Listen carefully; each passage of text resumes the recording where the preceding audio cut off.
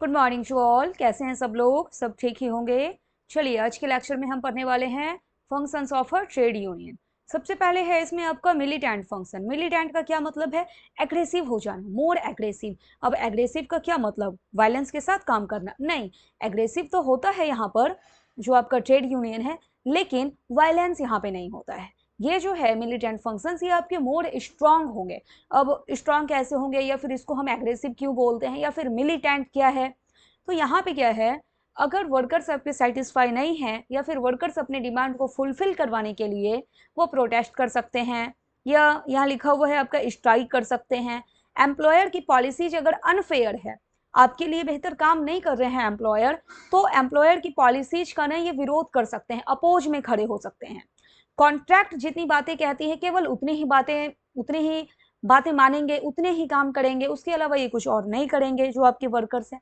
ठीक है, यही आपका मिलिटेंट फंक्शन।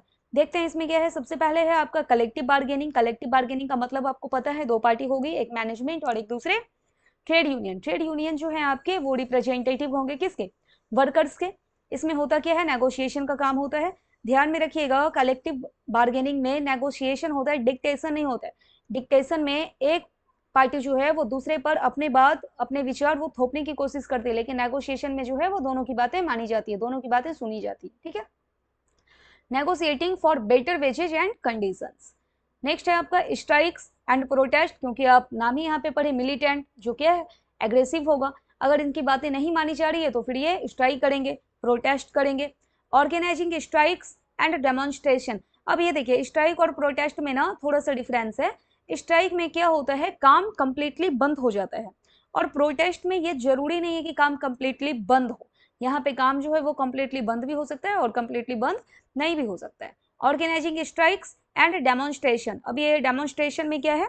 डेमोन्स्ट्रेशन में पब्लिक गैदरिंग की जाती है। यहाँ पे जो वर्कर्स हैं वो रैलीज निकालते हैं, या फिर वो मार्च निकाल लेते हैं। ठीक है, नेक्स्ट है आपका डिस्प्यूट रिजोल्यूशन। डिस्प्यूट का क्या मतलब है? जो भी कॉन्फ्लिक्ट्स है, अब कॉन्फ्लिक्ट जो है वो किसके बीच में होगा? वर्कर्स और मैनेजमेंट के बीच में हो जाएगा। तो कॉन्फ्लिक्ट्स को सॉल्व करने का काम करती है कौन? आपकी जो ट्रेड यूनियन है। Solving conflicts between workers and management. तो ये तीन आपने किसके अंदर अंतर्गत देखा? मिलिटेंट फंक्शंस के अंतर्गत। ठीक है, नेक्स्ट है आपका प्रोटेक्टिव फंक्शन। प्रोटेक्टिव आपको नाम से ही स्पष्ट हो, यानी कि संरक्षण करने का कार्य यहाँ पर होगा। संरक्षण किसका किया जाएगा? जो आपके वर्कर्स हैं उनका किया जाएगा। पहला क्या है इसमें? Legal aid. Legal aid provide किया जाएगा वर्कर्स को। और आपने पढ़ा था कि अब अगर आपका ट्रेड यूनियन जो है वो रजिस्टर्ड हो जाता है, तो आप लीगल राइट्स को एंजॉय कर सकते हैं। Providing legal support to workers. Next है जॉब सिक्योरिटी। जॉब सिक्योरिटी का मतलब, बिना किसी बात के, बिना किसी साउंड रीजन के आपको आपके एम्प्लॉयर नौकरी पर से ना निकाल दे, एम्प्लॉयमेंट से निकाल ना दे। ठीक है, ensuring protection from unfair dismissal. Dismissal का मतलब है परमानेंट आपको काम पर से निकाल देना, तो वो अनफेयर तरीके से ना हो। आपको रीजन पता होना चाहिए कि अगर आपको काम पर से निकाला जा रहा है तो फिर क्यों निकाला जा रहा है, और कोई साउंड रीजन होना चाहिए उसके लिए। ठीक है, यानी कि साउंड रीजन का मतलब है कोई ठोस कारण होना चाहिए अगर आपको काम पर से निकाला जाता है तो। Health and safety. Health and safety में क्या है? हेल्थ का और सेफ्टी का ध्यान रखा जाएगा, जो भी वर्कर्स हैं उनका वर्किंग कंडीशन बेहतर हो। Promoting safe working environments. ठीक है, ये है आपके प्रोटेक्टिव फंक्शंस। नेक्स्ट देखते हैं क्या है? Welfare functions. अब यहाँ पर कल्याण की बातें होंगी। किनके कल्याण की बातें? वर्कर्स की। Education and training. Education provide किया जाएगा और ट्रेनिंग प्रोवाइड किया जाएगा, ताकि स्किल डेवलपमेंट हो। किनका? वर्कर्स का। Offering learning and skill programmes. ठीक है, नेक्स्ट है आपका financial support, giving help during illness और क्राइसिस। क्राइसिस का मतलब होता है कोई भी संकट आ जाना। इलनेस, कोई अगर बीमार हो जाए, कोई भी वर्कर्स आपके अगर बीमार होते हैं, बीमारी के कारण अगर वो काम पर नहीं आ पा रहे हैं, या फिर अगर कोई संकट हो जाता है, तो फिर वहां पर ट्रेड यूनियन क्या करती है? फाइनेंशियल सपोर्ट करती है उनको। ठीक है, अब कहेंगे फाइनेंशियल सपोर्ट कैसे करती है? डोनेशन कैंप चला करके हो सकता है ये।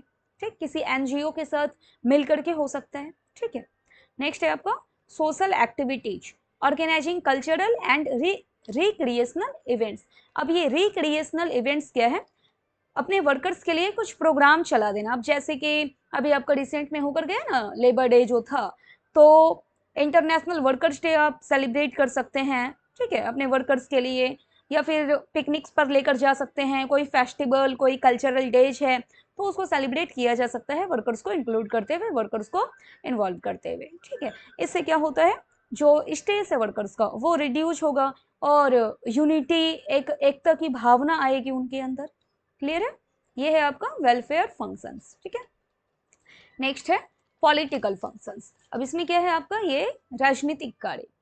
फर्स्ट है इसमें लॉबिंग फॉर लॉज। अब लॉबी का मतलब क्या होता है ना, लॉबी में करते क्या है, लोग अपना एक ग्रुप बना लेते हैं और ग्रुप बनाकर वो गवर्नमेंट को परसुएट करने की कोशिश करेंगे, गवर्नमेंट पे प्रेशर डालने की कोशिश करेंगे कि आप जो पॉलिसी बनाएंगे वो लेबर फ्रेंडली हो, वो हमारे हित में हो। ठीक है, यही है आपका प्रेशरिंग द गवर्नमेंट। आप प्रेशर बोले या फिर परसुएट करना, परसुएट का मतलब होता है मनाना, गवर्नमेंट को मनाना। Pressuring the government for labour friendly policy, जो पॉलिसीज गवर्नमेंट बनाए वो आपके हित में हो, आपके हितों का ध्यान रखते हुए हो। क्रिएटिंग अवेयरनेस, अवेयरनेस क्रिएट करेंगे किनके बीच, वर्कर्स के बीच। Educating workers about their rights, कई बार ऐसा होता है ना कि वर्कर्स को उनके अधिकार के बारे में जानकारी ही नहीं होती, तो वर्कर्स को उनके राइट्स के बारे में पता होना चाहिए, इसके लिए उन्हें एजुकेट करने की आवश्यकता है, उन्हें उनके राइट्स को बताने की आवश्यकता है, तो ट्रेड यूनियन ये भी काम करती है। नेक्स्ट है आपका पॉलिटिकल पार्टिसिपेशन। ट्रेड यूनियन किसी एक पार्टिकुलर पार्टी को या फिर किसी एक कैंडिडेट को सपोर्ट करने का भी काम करती है। अब आप कहेंगे कि कैसे सपोर्ट करेगी, देखो ट्रेड यूनियन में ना बहुत सारे मेंबर्स होते हैं, आपको पता है कि ट्रेड यूनियन जो है वो कैसे फॉर्म होता है, इनके मेंबर्स होते हैं। तो मेंबर्स जो हैं, मेंबर्स को बोला जा सकता है कि भाई ये एक जो पॉलिटिकल पार्टीज है, एक स्पेसिफिक जो पॉलिटिकल पार्टीज है, देखो वो जो पॉलिसी बनाई है ना वो हमारे हित में बनाई है, तो हमें चाहिए कि हम इन्हें वोट करें। ठीक है, हम इन्हें इलेक्ट करें। तो सपोर्टिंग पॉलिटिकल पार्टीज और कैंडिडेट्स, ये था आपका पॉलिटिकल फंक्शन। तो आज के लेक्चर में आपने देखा functions of trade union. Okay, next lecture में आप करने वाले हैं इंपॉर्टेंस ऑफ ट्रेड यूनियन। इसके बाद जो आपका ट्रेड यूनियन का टॉपिक है ये कंप्लीट हो जाएगा। Okay, thank you.